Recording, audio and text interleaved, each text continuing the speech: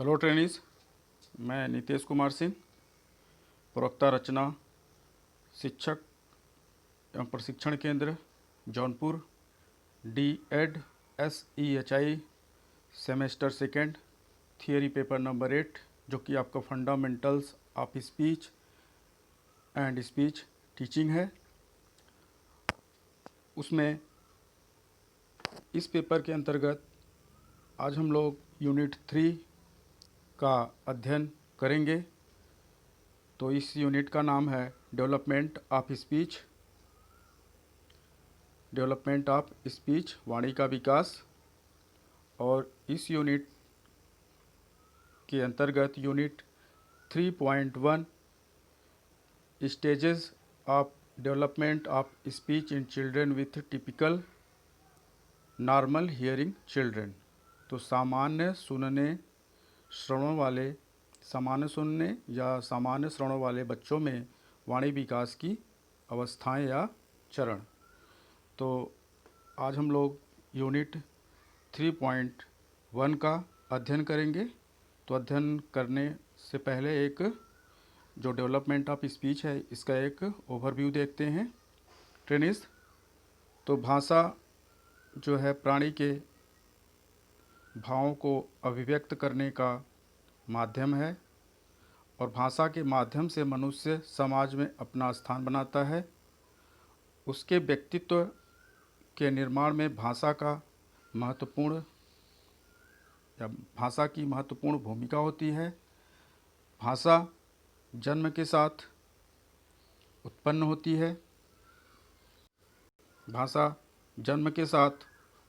होती है। बच्चा जब जन्म के बाद रोता है, यह उसकी प्रथम भाषा है। भाषा बौद्धिक क्षमता को भी अभिव्यक्त करती है। बहुत से लोग वाणी और भाषा को एक दूसरे के पर्यायवाची के रूप में देखते हैं, परंतु दोनों में अंतर है। हरलाक ने दोनों शब्दों को स्पष्ट किया है।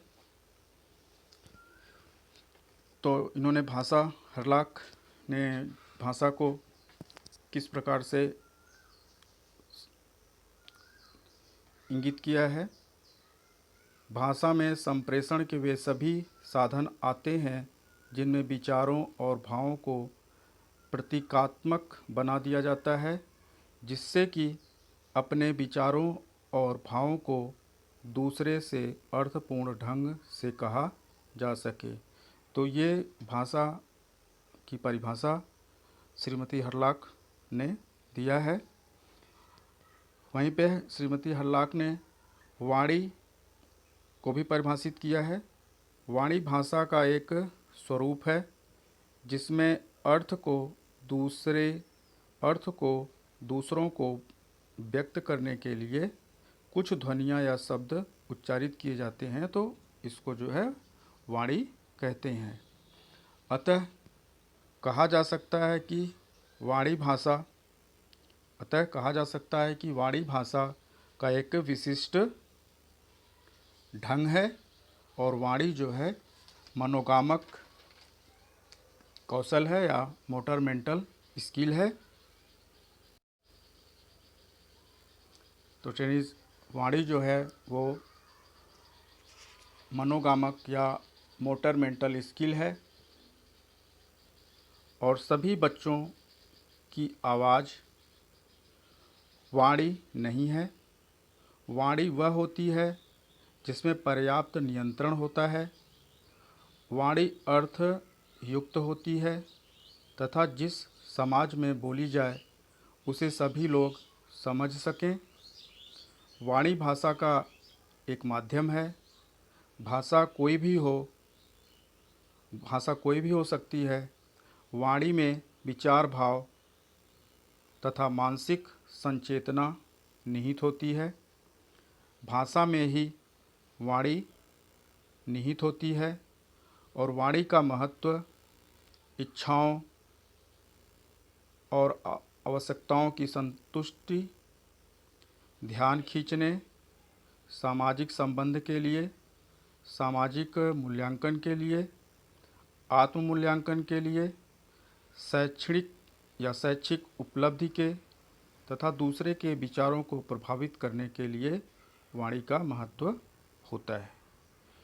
तो ट्रेनीज, एक ओवरव्यू हम लोग देख रहे हैं डेवलपमेंट ऑफ स्पीच का। तो भाषा विकास की कई अवस्थाएं मानी गई हैं, जबकि भाषा विकास के कुछ सिद्धांत हैं। उस सिद्धांत के माध्यम से हम दिव्यांग बच्चों, श्रवण दिव्यांग बच्चे में भाषा विकास करा सकते हैं इस सिद्धांत का अनुपालन करते हुए। तो भाषा विकास के कुछ सिद्धांत हैं।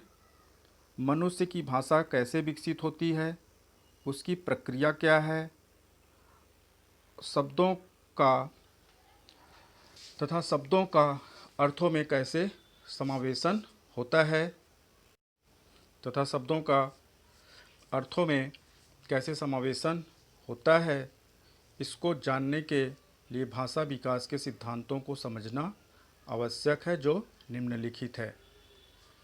इसमें सबसे पहला जो भाषा विकास का सिद्धांत है वो परिपक्वता का सिद्धांत, जिसको थियरी ऑफ मैच्योरेशन कहते हैं। तो परिपक्वता का तात्पर्य वाणी अवयवों एवं स्वरों पर नियंत्रण से है।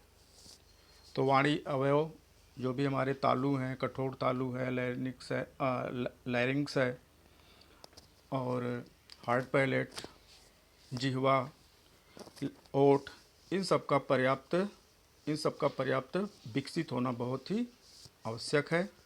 दूसरा है अनुबंधन का सिद्धांत, इसको कंडीशनिंग थियरी के नाम से हम जानते हैं, जिसको कि आप लोग मनोविज्ञान में अध्ययन कर रहे होंगे।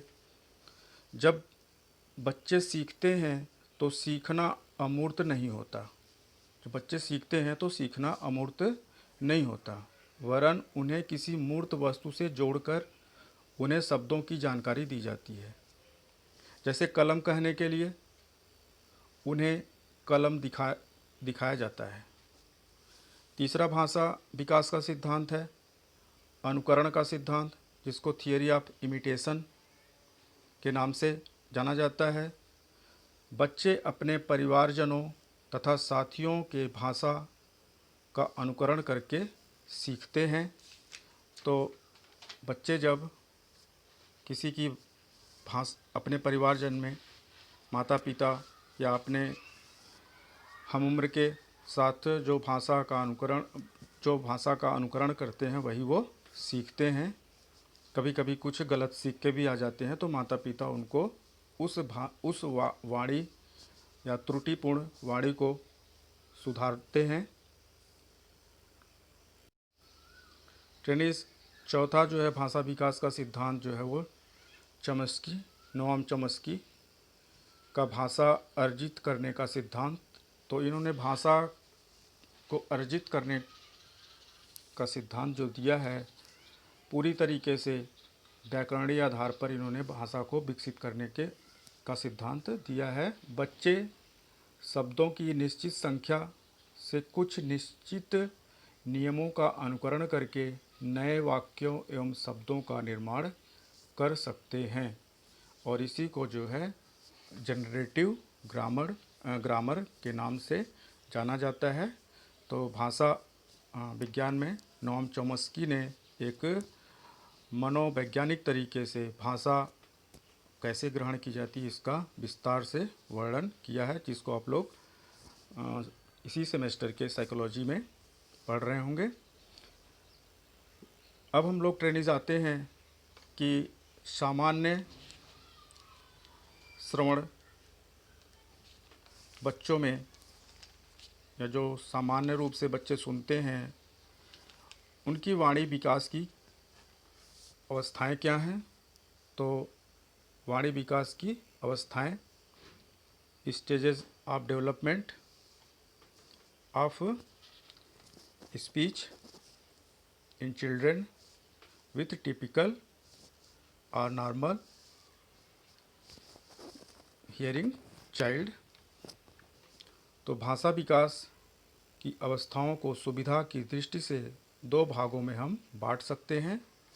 पहला है भाषा विकास का प्रारंभिक रूप और दूसरा है वास्तविक भाषा की अभिव्यक्ति। तो पहला जो है भाषा विकास का प्रारंभिक रूप, इसका अध्ययन करते हैं। भाषा विकास का प्रारंभिक रूप क्या है? तो वास्तविक भाषा अभिव्यक्ति के पहले, जो वास्तविक भाषा की अभिव्यक्ति है, उसके पहले शिशुओं को कई स्थितियों से गुजरना पड़ता है जो निम्नलिखित है। ट्रेनिस, तो पहली स्थिति क्या है वास्तविक भाषा की अभिव्यक्ति से पहले, उसको देखते हैं। तो ट्रेनिस, पहली जो स्थिति है वास्तविक भाषा अभिव्यक्ति के पहले की, वो है क्रंदन, जिसको कि रुदन या क्राइंग के नाम से भी जानते हैं। तो रोना बच्चे की पहली आवाज़ है जो जन्म के समय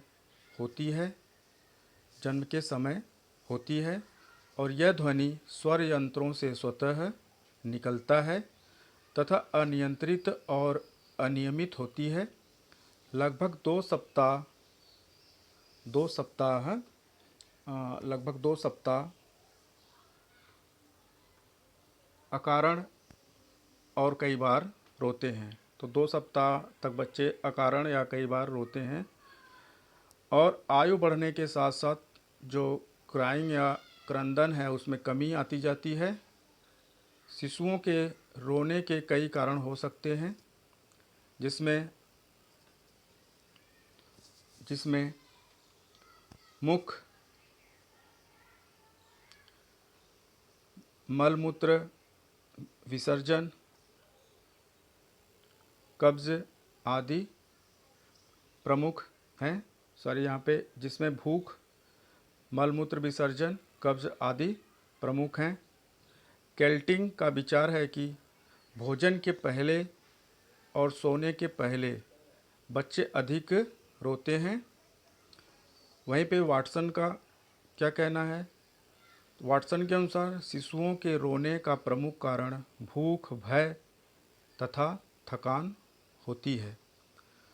कोहलर ने बच्चों के रोने का कारण उच्च स्वर, तीव्र प्रकाश या निद्रा में बाधा या भय के कारण जो है बच्चे रोते हैं। तो कोहलर ने उच्च स्वर, यदि कोई बहुत तेज़ी से बोलता है तो जो शिशु है वो रोने लगता है, या बहुत तेज़ी से उसके सामने कोई तीव्र प्रकाश आ जाता है तो भी बच्चे जो है रोने लगते हैं।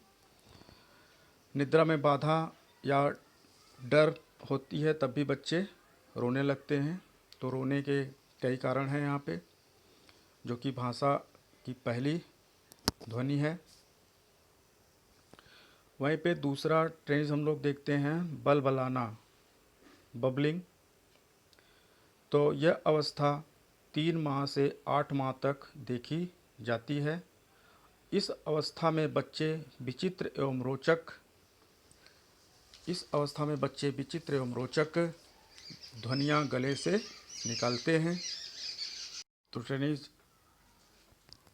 गले से निकालते हैं और शिशु की ये ध्वनियाँ निरर्थक होती हैं। माता पिता इसे सुनकर आनंदित होते हैं। यही नहीं, इसका अर्थ भी लगाने लगते हैं, जो कि गलत है, क्योंकि इस ध्वनि का कोई अर्थ नहीं होता है। ये ध्वनियाँ आयु बढ़ने से समाप्त हो जाती हैं, लेकिन भाषा विकास की यह एक प्रक्रिया है। तो बिना इस प्रक्रिया के भाषा विकास नहीं हो सकता है, क्योंकि बलबलाने से ही हम अपने स्वर यंत्रियों को बाद में नियंत्रित करना सीखते हैं। बलबलाने से स्वर यंत्र परिपक्व होता है।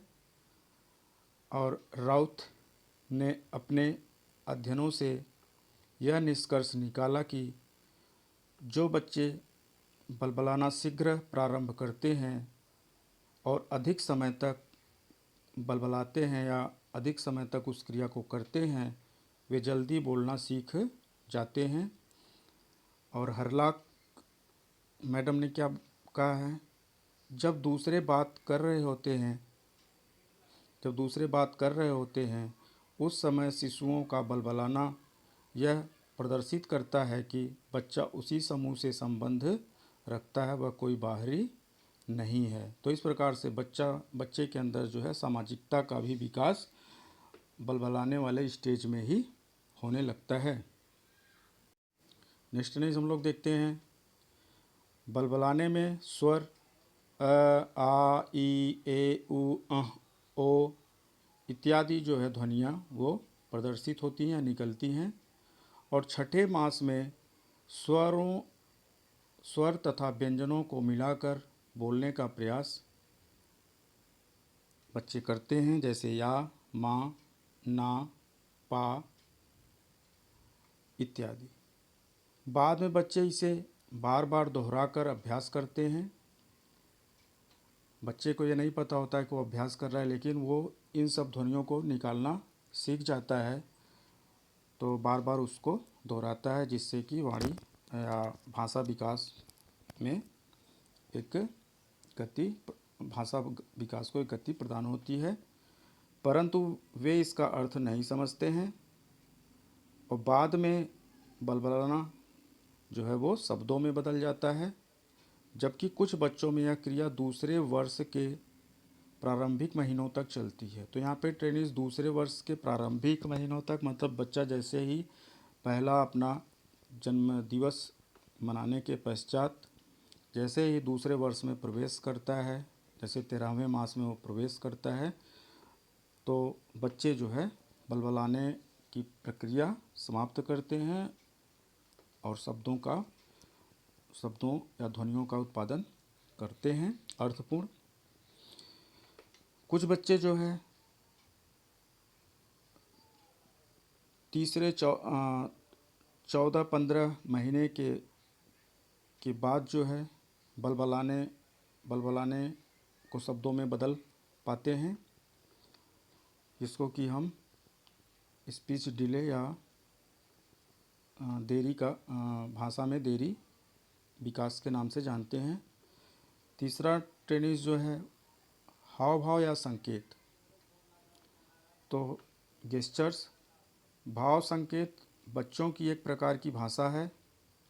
यह क्रिया बोलने के पहले तक चलती रहती है।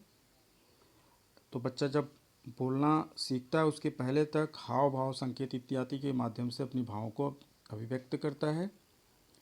अपनी बात को समझाने के लिए बच्चे तरह तरह के हाव भाव करते हैं। गोद में जाने के लिए हाथ को फैलाते हैं। कुछ चीज़ों को पाने के लिए हाथ दिखाकर संकेत करते हैं, या बिना इच्छा के गोद में लेने पर पूरी शरीर को घुमा देते हैं, या हाँ या ना की मुद्रा में गर्दन हिलाकर भी उत्तर देने लगते हैं।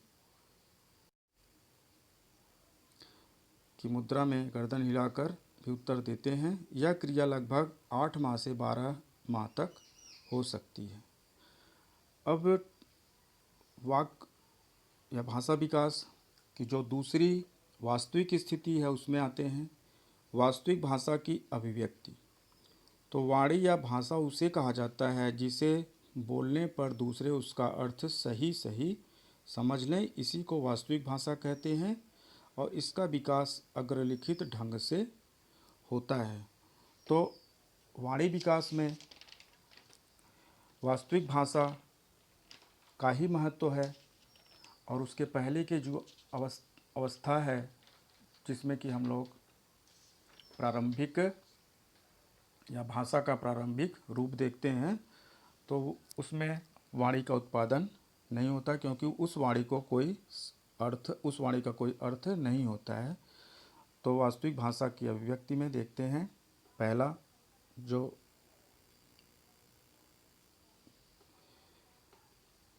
विकास है आकलन या बोध शक्ति, जिसको कंप्रीहेंशन के नाम से जानते हैं। आकलन या बोध शक्ति वह योग्यता है जिसमें बच्चे दूसरे व्यक्तियों के विचारों या क्रियाओं को समझ सकें, दूसरे के विचारों या क्रियाओं को समझ सकें। और बोलने के पहले बच्चों में शब्दों की समझ विकसित होती है। तो बच्चे बोलने से पहले शब्दों को पहले समझने का प्रयास करते हैं। बालक जितने शब्द बोल सकता है उससे अधिक शब्द को वह समझ सकता है। उदाहरण के लिए, जब माता पिता या परिवार के अन्य सदस्य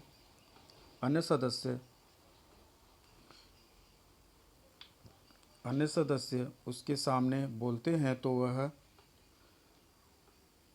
वह बहुत से शब्दों की समझ पैदा कर लेता है, लेकिन बोलने की क्षमता उसकी कम शब्दों की ही होती है। 13 या 14 माह के बच्चे को खड़े हो जाओ, बैठ जाओ, उसे उठाओ, इसे रख दो इत्यादि कहने पर इस प्रकार की क्रियाएं करता है। इसका मतलब वो शब्दों को समझने का प्रयास कर रहा है। शब्दों को जब समझ जाएगा तो उसके पास पर्याप्त शब्द भंडार हो जाएंगे और वो भाषा जिसका कि वो भाषा में प्रयोग कर सकेगा। जिन परिवारों में माता संगीत के साथ क्रियाएं करके बच्चों का मनोरंजन करती हैं, उन बच्चों में बोध शक्ति अधिक विकसित होती है। और मारिया मोंटेसरी ने इसी विधि के आधार पर या इसी सिद्धांत के आधार पर शिक्षण विधि को विकसित किया था। इसको प्लेवे मेथड के नाम से भी जाना जाता है। तो मारिया मोंटेसरी ने शिक्षण विधि में इसी प्रकार की मनोरंजन गतिविधियों को करते हुए शिक्षण विधि करने की बात की है। अब दूसरा देखते हैं, शब्द भंडार वोकैबुलरी। जब बच्चा शब्दों को समझता है, समझ पैदा हो जाता है तो उसके पास पर्याप्त शब्द होते हैं और धीरे धीरे बच्चा जो है शब्द भंडार उसका विकसित होता है तो भाषा जो है विकास की दूसरी अवस्था में पहुंचता है। भाषा विकास की महत्वपूर्ण अवस्था शब्द भंडार है। शब्द भंडार में वृद्धि अनुभव द्वारा होती है।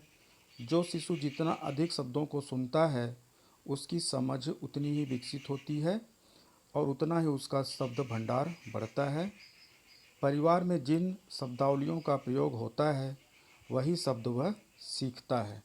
तो परिवार में जो जो शब्दावलियों का प्रयोग होता है वही वह बच्चा सीखता है। ये परिवार की शिक्षा पर निर्भर करता है। परिवार की शिक्षा पर निर्भर करता है। शिशु पहले संबंधों से जुड़े शब्दों जैसे पापा, दादा, चाचा, मामा, नाना, बाबा, बुआ आदि का संग्रह करता है। फिर अपनी पसंद की चीज़ों का नाम तोता, कुत्ता, चिड़िया, गुड़िया, बंदर, भोज्य पदार्थों के नाम और फलों के नाम इत्यादि शब्दों का भंडारण करता है और 18 माह की आयु में कुछ विशेषण शब्दों का ज्ञान भी प्राप्त करता है। ट्रेनिजेक अध्ययन में ऐसा निष्कर्ष मिला है या ऐसा निष्कर्ष देखने में आया है कि लड़कियों का शब्द भंडार लड़कों से अधिक होता है और ऐसा अध्ययन से भी स्पष्ट हुआ है। ट्रेनिज हम नेक्स्ट देखते हैं, वाक्य निर्माण, कंस्ट्रक्शन ऑफ सेंटेंसेस। तो वाणी या भाषा सीखने का तीसरा महत्वपूर्ण अवस्था वाक्य निर्माण है, जिसमें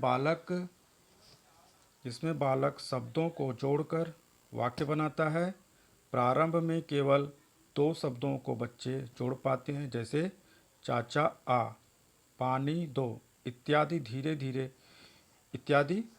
धीरे अधिक शब्दों के जोड़ने की क्षमता का विकास होने लगता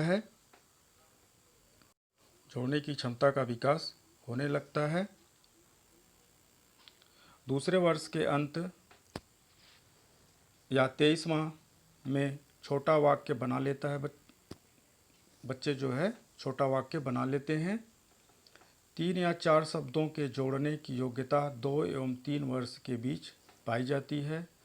पूर्ण वाक्य बोलने की क्षमता 4 से 6 वर्ष के बीच विकसित हो जाती है और 9 से 10 वर्ष की आयु में वाक्य बनाने की क्षमता में काफ़ी वृद्धि हो जाती है। नेक्स्ट देखते हैं वास्तविक भाषा की अभिव्यक्ति में करेक्ट प्रोनाउंसिएशन या शुद्ध उच्चारण। तो बच्चों में शुद्ध उच्चारण अनुकरण से आता है तथा अभिभावकों के प्रशिक्षण का भी इस पर प्रभाव पड़ता है। जो माता पिता अपने बच्चों की वाणी को सही कराते रहते हैं वे बच्चे शुद्ध उच्चारण करते हैं। जैसे बहुत से ऐसे शब्द हैं जिसका कि अशुद्ध उच्चारण प्रारंभिक अवस्था से ही कर रहा है और बाद में भी वो उसी शब्द का उच्चारण करता है। माता पिता को चाहिए कि बच्चों के उच्चारण दोषों को तुरंत सही करते रहें।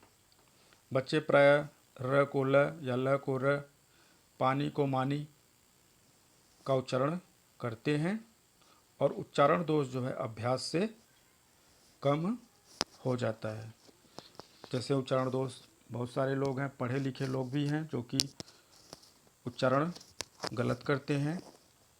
जैसे एक शब्द सरेंडर है लेकिन कुछ लोग उसका उच्चारण सिलेंडर के रूप में करते हैं। क्यों? क्योंकि उनकी समाज में और उनके परिवार में उसी शब्द का बार बार प्रयोग होता रहा है जिससे बच्चा भी उसी शब्द को अनुग्रहित कर लेता है। ट्रेनिज, इस प्रकार से मानव जीवन के विकास में सबसे अधिक योगदान भाषा का ही रहता है। प्रकृति ने मानव को वाणी देकर ही शेष सभी प्राणियों से श्रेष्ठ बनाया है। भाषा विकास बौद्धिक विकास की सर्वाधिक उत्तम कसौटी मानी जाती है और बालक को सर्वप्रथम भाषा ज्ञान परिवार से होता है। सिगमंड फ्रायड के अनुसार मनुष्य शिशु जो कुछ बनता है जीवन के प्रारंभिक 4-5 वर्षों में ही बन जाता है। जैसा कहा नहीं जाता है कि पूंछ के पाँव पालने में ही दिखते हैं। तो भाषा इस प्रकार से भाषा वाणी के भावों को अभिव्यक्ति करने का माध्यम है। तो ट्रेनिज, आज हम लोग यूनिट 3 जो कि डेवलपमेंट ऑफ स्पीच है उसका यूनिट 3.1 उसका 3.1 जो कि stages of development of speech in children with typical normal hearing children, सामान्य सुनने या श्रवण वाले बच्चों में वाणी विकास की अवस्थाएं, इसका अध्ययन आज हम लोग किए। इसका अध्ययन करने के पश्चात ट्रेनिज कुछ प्रश्न हैं अभ्यास हेतु, उसका उत्तर लिख करके टीचर्स ट्रेनिंग सेंटर के व्हाट्सएप ग्रुप पर भेज दीजिए। टीचर्स ट्रेनिंग सेंटर के व्हाट्सएप ग्रुप पर भेज दीजिए। तो ट्रेनिज नोट करिए अभ्यास हेतु प्रश्न संख्या 1, वाक् विकास के विभिन्न अवस्थाओं का वर्णन कीजिए। तो पहला प्रश्न है। दूसरा प्रश्न है वाक् विकास में परिवार की भूमिका का संक्षिप्त उल्लेख करिए। इन दोनों प्रश्नों का उत्तर लिख करके आप टीचर्स ट्रेनिंग सेंटर के व्हाट्सएप ग्रुप पर भेज दीजिए ताकि हम लोगों को फीडबैक इसका मिल सके। Trainees, thank you.